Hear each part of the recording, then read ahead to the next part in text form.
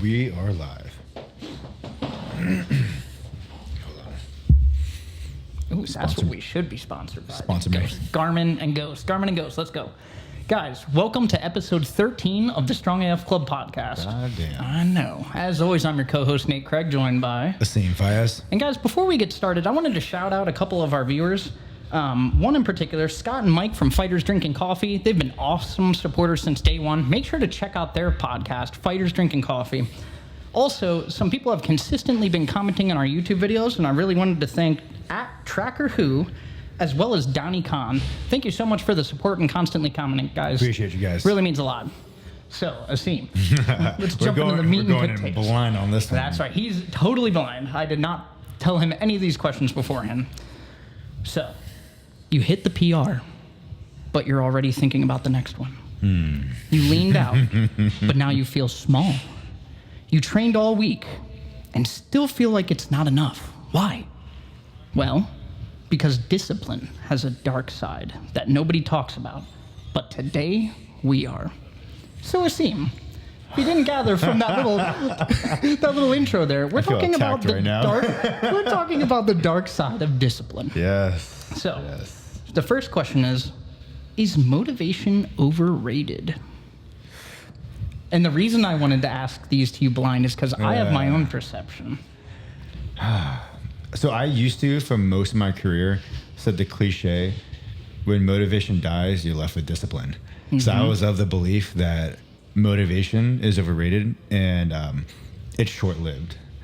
But as I get older and I've been doing this longer and longer, I'm realizing it's a tool that if you know how to leverage correctly, can be so powerful and destructive at the same time. Meaning, a lot of times people, they start out in the gym. Let's just use the gym because we're in a gym right now. Right. They start off training. They're super motivated. They have a singular goal. And after a couple weeks, shit doesn't happen that fast, right? Because attributes, physical changes doesn't come quickly, especially if you're not new. And you see yourself every day. Right. So if your motivation dies and you don't have discipline, what ends up happening, especially if that's the only goal you're fixated on, you are, a lot of people fade away. A lot of people don't stick around. Mm-hmm. And that's why a lot of people quit. I mean, it's the reason why I faded away early on in my lifting career when I was like in high school, coming out of middle school. I would do workout for a couple of weeks. I'm like, I'm not fucking seeing anything. Why am I doing this? Yeah. And I'll stop. Then I come back, do it again. And then finally I stuck to it for like 2 months and I saw a little bump and I was like, oh, this shit works. Same thing with jiu-jitsu. I was freaking motivated up front, and then as you start accruing some injuries here and there, you start losing motivation. Asking, why the hell am I doing this? You know? Yeah. So I think if you don't know how to leverage motivation, I think it's very overrated. I think the way people use motivation is very bad because they start off with motivation. I'm going to work out 7 days a week. Yes. I'm going to work out 3 hours a day. Yeah, they overload themselves and they try to take the one bite to eat the whole pizza. Right. So instead, the way I've learned to leverage motivation, I've used this in business. I use this in finance. I've used this in lifting, jiu-jitsu now. Most recently in jiu-jitsu, this is what's helped me like get really fired up for that. But more importantly, more recently, even in a relationship, is micro goals. So you go into the gym, let's say you're just squatting 3 times a week, 3 sets of 5, starting strength. You're just starting off.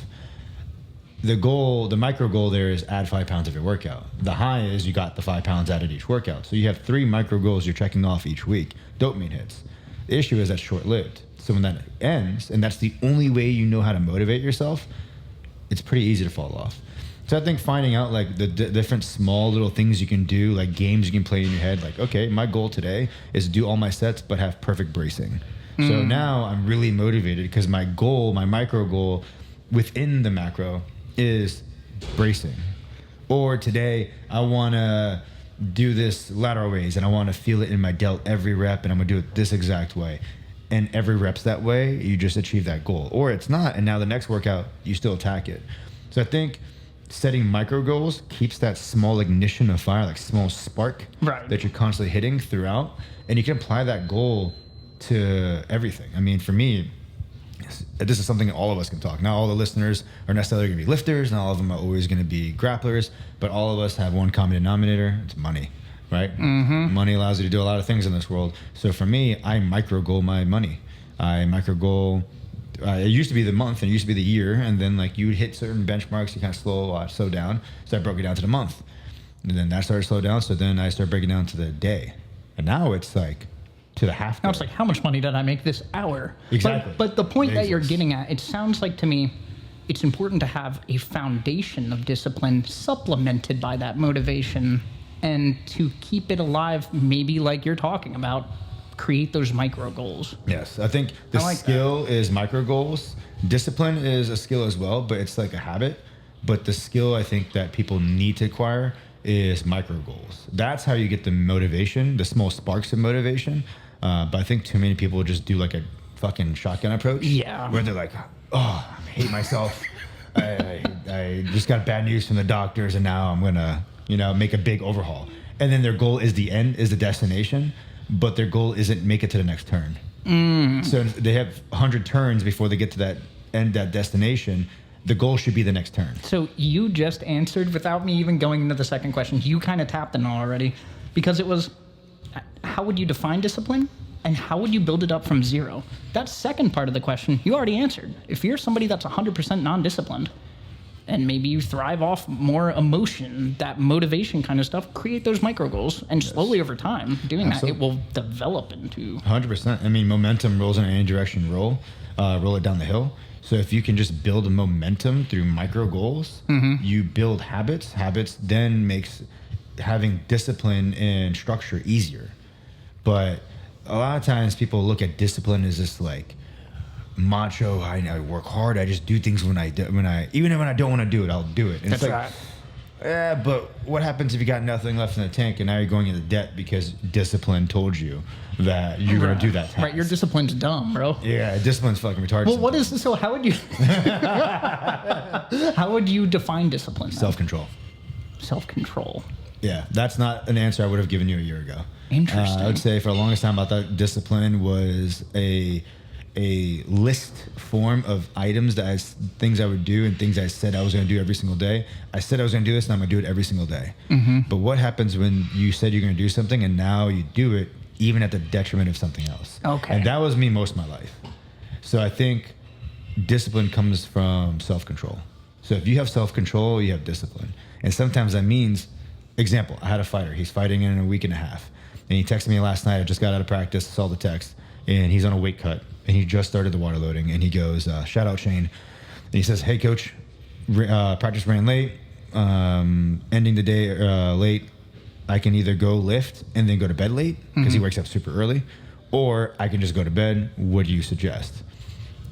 Someone who, with the old mindset of discipline, would just get the workout in because you can't miss a workout. But the self-control part of it is what was actually more important between those two choices, the sleep or the lift. He's a week and a half out from the fight. The sleep. Yeah. Because he needs to cut weight. You're going to cut weight in your sleep, not in the weight room. And all you're doing is accruing more fatigue. So if you're already running low on materials, calories, etc., and your sleep shit, this workout's only going to dip into that reservoir more. So it's better to focus on the sleep than it is to focus in the training in that aspect. So I think it's not just checking off someone. I actually really like the way you described that. I've never thought about it that way. It should be a bendable check mark, meaning there should be days where you allow yourself to not do something and do something else instead. For example, there was a training day last week. It's just been a long day. I went a couple days, very little sleep, working out, training every day, really working hard towards that belt. And congrats, by the way, guys. Asim got his purple belt. Oh my this God. week. So proud. Appreciate it. That's awesome. But no, so I was training. I was just mentally, I just wasn't there. I was still stuck at work. I was trying to problem solve something, and but I told myself I'm gonna go in. I'm gonna train. This is the exact objective I'm going in with. So when I went in there, if I went in there with the same mindset that I would have had like a year ago, I would have gotten my shit pushed in, and the whole time I would have been upset because the objective was A and B didn't happen. So instead I changed. I was like, all right, well, this is the version of me that's here today. This is what I have to work with. I'm going to show up and I'm going to get my body moving, but this is the adjusted goal now. And now I played a little game in my head. Okay, well, every roll or every transition, this is the micro goal I'm going to have. As long as I get that, I'm good. And regardless of what the outcome was of the entire class, as long as I got that at some point in every roll, in my mind, I walked away happy and better. And that helped with the motivation to go, because now I'm setting micro goals. Because the macro obviously wasn't going to be there because I just wasn't there physically and mentally. Yeah.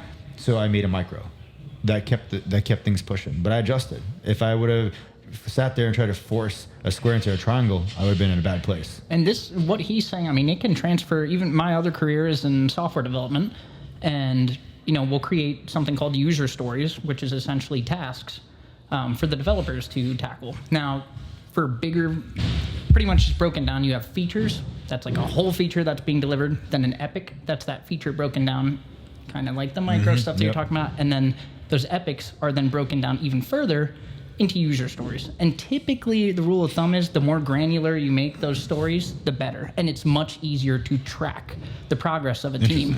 So exactly what you're saying, those micro goals can really translate to beyond the gym, even my career. It should. That lesson should be utilized outside of the gym, but it can be easily taught in the gym.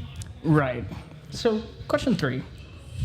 Why do you think that the mental gains that come along with fitness are often overlooked? And how can the mental progress benefit the physical? And I'll kind of touch on it just for a second. Okay. I was in one headspace prior to lifting, about a year ago. And once I started lifting, now I literally can't imagine my life without it. It changed how my brain works. For sure. And I feel like it did help me become a bit more disciplined in my actions. And just kind of change who I am as a person, more confident, more everything overall. I mean, I think the blanket ones are of obviously confidence.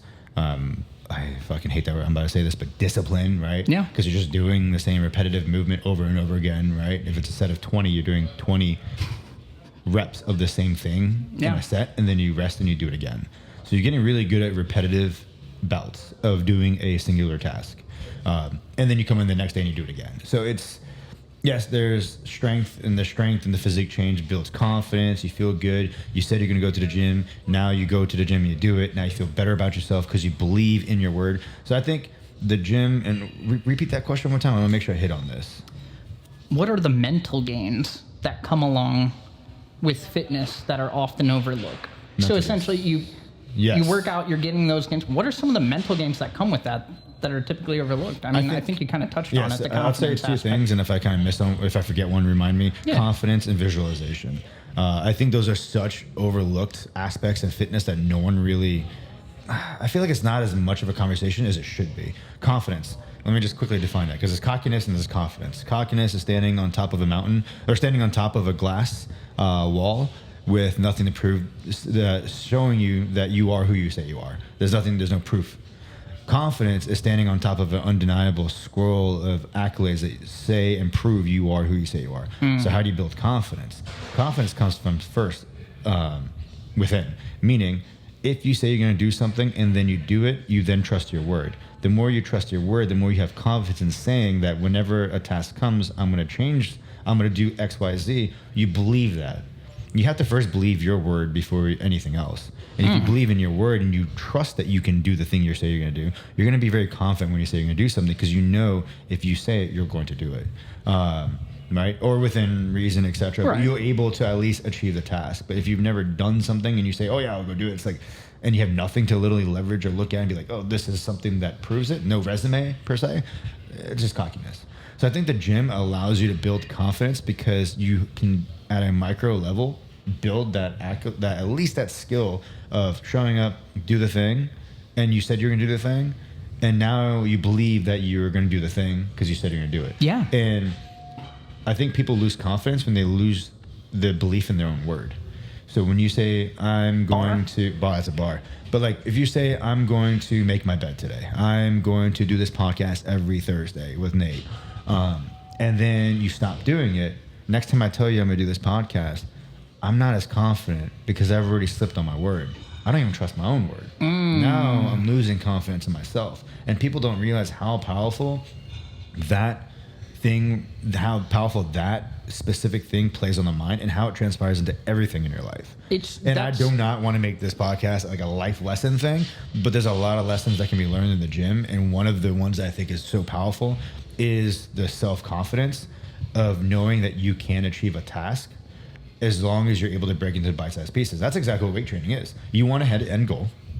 You have strength or a physique or both, and you break it down to macros. Then you break it down to micros, and those are broken down into the workout of the day. And now you're tackling it one day at a time, chipping away, eventually making the shape or the strength that you want to have. Eventually, it could take a year, it could take 10 years or 15, depends on the goal.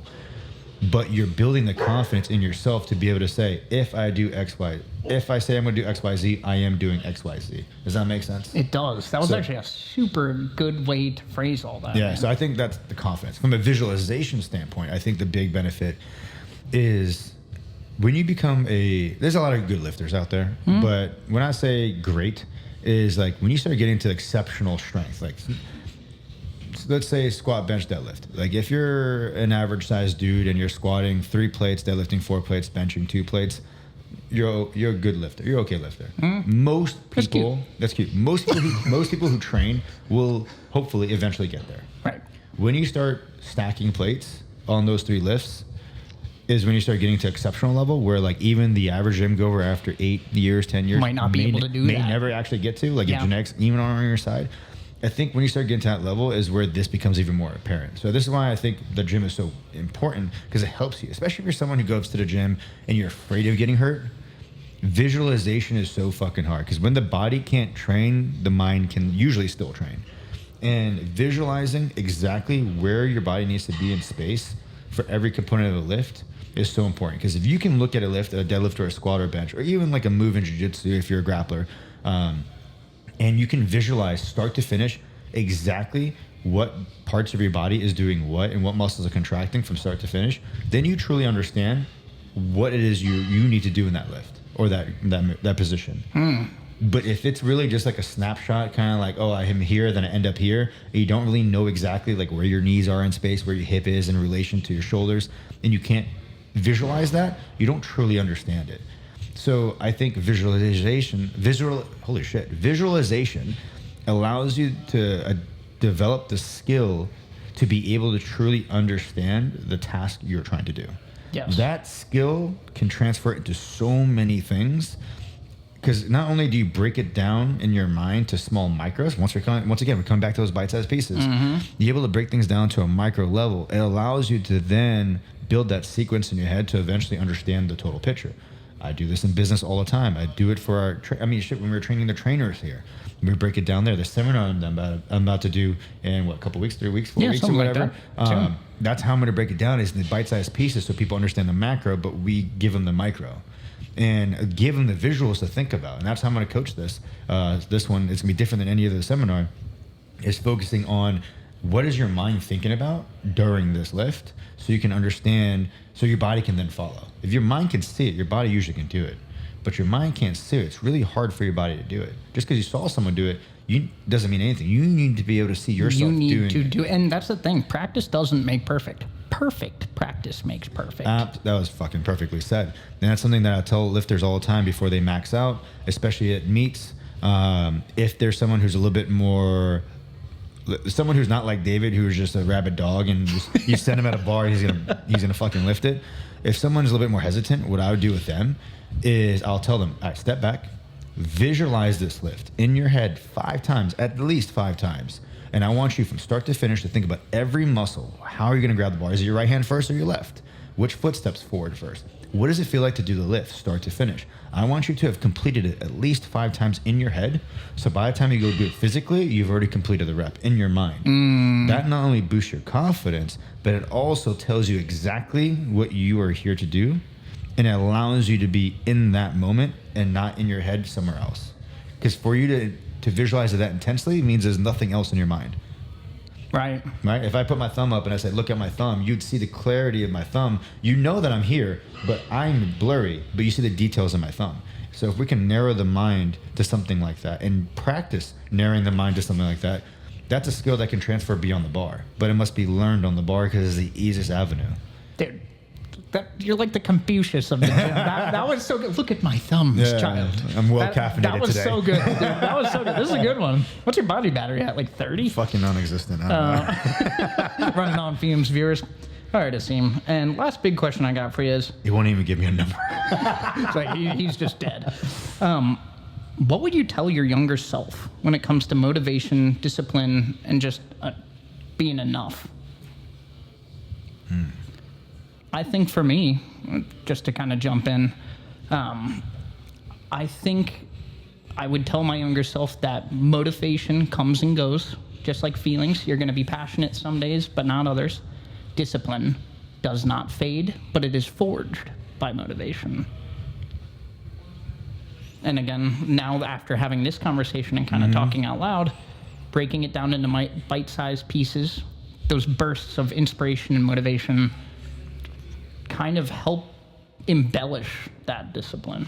So again, what would you tell your younger self just about motivation and discipline in general? First, identify why you're doing what you're doing in the first place. And never forget why you're doing what you're doing. I think for me, I lifted at first because of insecurity. Well, I mean, obviously I was motivated by like Dragon Ball Z and I shit think that's like all that. guys just want to be huge. But I wanted, I mean, my brother was fucking huge. My sisters were stronger than me. Everyone around me was getting bigger when I wasn't. So obviously I wanted to get bigger. But I genuinely had so much fun lifting and training that it was like a drug to me when I was a kid. But when it became a career, at somewhere along the lines I started competing, it became a job. And now my performance was my measuring stick for my happiness. Because I forgot why I was doing it in the first place. And that led me down a path of like 6 years of just fucking actually not hating, like not loving lifting. I had to relearn how to fall back in love with lifting for a long time. I would say jiu-jitsu did the same thing too. I started off with jiu-jitsu. I mean, I had access to it and I had availability to train it for free. So that was cool. And then I started doing it and it was a lot of fun. It was a cool way to express human movement. And then I started picking it up fairly. I don't say I picked it up fairly quick. I wasn't a savant, but I picked it up fast and I picked up lifting. Yeah, for sure. But I lost sight of my why, and it started to feel forced and like a job, and it didn't feel like I was doing it for fun anymore. Well, how are you supposed to stay motivated and disciplined if you don't even know what you're doing it for? That's a great point. Yeah. Know your goals. So know your goals. Understand. Have a why. Have a strong enough why to stay in the game. Because when the storm hits hard, you need a strong enough why to stay a sail. I think that's a huge one. Yeah. Like if you're out in the sea and you have a clear-cut direction of where you're going, the storm hits you, you're not going to stop. You're going to keep going, but you're going to adjust accordingly. But if you don't even know why the fuck you're out there at sea, that's when you're going to quit. So the hardest lesson I've had to learn in order was remembering why I am lifting in the first place. It was fun before it was anything else, which is why now you see me going and trying, like I call cool shit training, where I'm just doing random shit and just having fun lifting again. Like I hit all my numbers last year, hit all those big lifts, and now I'm like kind of just letting my body relax and I'm just having fun doing shit that I'm not good at. So all my lifting right now is comprised of stuff I am just generally not good at. And then the same thing with jiu-jitsu. I had to fall back in love with jiu-jitsu again. And luckily I did. I found something that I remembered why I did it in the first place.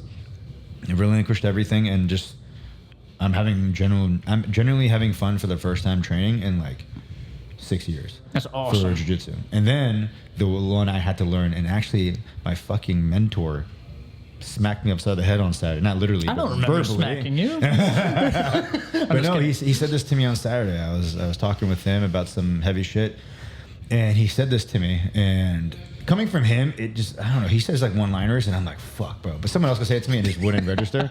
But he was like, don't forget why you're doing this. And it came, because like the thing with like business, and like, we're exploding, we're growing super fast, we're dominating our pool. And I've only done this. Since I left high school, I've pretty much just hyper-fixated on this task. I'm 33 now. So 18, what is that, 15 years? Something like that. This has literally been the only thing I focused on. But I got so focused on the business, which helped the business grow. I lost sight of why I was doing it in the first place, which was much simpler goals, much simpler motivation. I let the numbers become the thing that I chase hard. Don't get me wrong, I'm still gonna chase them. Don't get me fucking wrong. That for sure. I'm not letting off that gas pedal. It's like a drug. But now with that reminder of like why, this is so funny you're asking me today, because this is literally a lesson. I literally talked to Nakapon today on the phone about this too, which is so funny. Because I called all my mentors and I was like, yo, you dealing with this before? And they're like, yeah. And almost unanimously, everyone said it in their own way. Don't forget why you're doing this. So I'm like recentering myself. I finally took a day off. Like I have Sundays off now. I scheduled Sunday off this past weekend. And to a lot of people, that's not a big deal. No, the reason for those of you not watching YouTube, my jaw dropped. My man doesn't take days off. Ever. I haven't had a scheduled day off. Period. I think since I've known you. Yeah, Sundays has always been our busiest days. I've never had a full weekend before. So Sundays is like church here at the gym. You are going to love it. Yeah, I think this past weekend we did a fucking farmer's market. I've never done that before. I was like, this is cool. So I literally Layla and I were scheduling brunch this Sunday, and I was like, what time does brunch usually start for people? Like, I've never done a brunch. Like 11 or something? Yeah, I've never done anything 10? like that. So I was like, this is... Because part of me, I was like, remember why you're doing this? Yeah. So I'm just recentering myself. And so, yeah, in order, I had to relearn it in lifting. I had to relearn it in jiu-jitsu. And now I'm relearning it in business and life. I'm just lucky I'm learning it at 33 and not 53. Yep. Well said. And to kind of full circle everything, guys, if you're noticing yourself faltering with discipline, heed some of these words. And maybe you're setting your your burst of inspiration or motivation, you're shooting too high right now. Make your goals a little bit more granular and reward yourself every day, every week, as opposed to 6 months from now what your goal is, kind of thing, to keep things fresh. And I would say your goals are your goals and not the next person's goals. So don't compare yourself based on your goals against the next person, because if someone has lofty goals comparatively in your mind to yours, that doesn't mean your goals are any less important. That's one. And that was a big one for me. I had to fucking learn early on, because anytime I saw someone doing more or better, or whatever it was, I was like, fuck, I have to do more, I have to do more. And I mean, it worked, but did I have to go that gung-ho? I don't know. But I'd say your goals aren't someone else's goals, so don't compare yours, but also don't impose yours. Just because that's your goal and how you perceive lifting and how you perceive training doesn't mean that's how someone else needs to. I think that is a death sentence to a trainer and a coach, is when you start making your, I don't want to say followers, your clients, your members per se, adopt your goals. Like if I made all of you squat, bench, deadlift We'd be deadlifting all the time. Yeah, no one would have fun in here. No one would be doing fun shit, right? Yeah. Like if my goals became your guys' goals and I forced it upon you guys, like that would be, yeah. So your goals are your goals, no one else's. So don't compare yours to others, but also don't force yours onto others. 100%. That kind of ties into like the functional training. Everybody has different goals. We could just keep yapping, guys. Yeah. And that's the thing, is like everything has its place. And it does. You gotta, it's like business, fitness, jiu-jitsu. I mean, those are the three things that's a triangle of my world right there. So those three, like, if you like doing something on the mat, just fucking do that thing on the mat. Remember, if you're not getting paid to do it, have fun. Like, if you're not getting paid to work out and you're paying to work out, go fucking have fun. First and foremost, have fun. I tell every client, 80% of what's in your plan is 100% of what you need. 20% in the plan is what I put in there that I know is going to keep you coming back tomorrow. So that 20%, if we took it out, you still see results. But it's that 20% that gives you the bone, gives you excitement, that makes you want to come back the next day. So if you randomly see curls at the end of like a fucking program, it's probably because I'm just trying to... that person likes curls. Yeah, I know you like You're like, I'll scratch their edge. Yeah, okay. exactly. Yeah, but is it actually going to help to the end of the total goal? No. But is it going to detract? No. So 80% is 100% what you need. That 20% is what's going to make you happy. So that's genuinely how I like to program, because you got to be realistic. Not everyone's a fucking robot. We're all human, and no one can really plug away indefinitely, mindlessly. Right. Yeah, unless you're Dexter. Unless you're a psycho, then stay away from us. Well, guys, that's all we got for you today. I'm going to make it a point in the beginning of each episode to shout out our viewers that comment consistently and whatnot. So please keep the interaction coming. We absolutely love it. That was a fucking good one. And as always, just thank you guys. Thank you. Man, that was a good ass question. Appreciate you guys. See you on the next episode. Peace.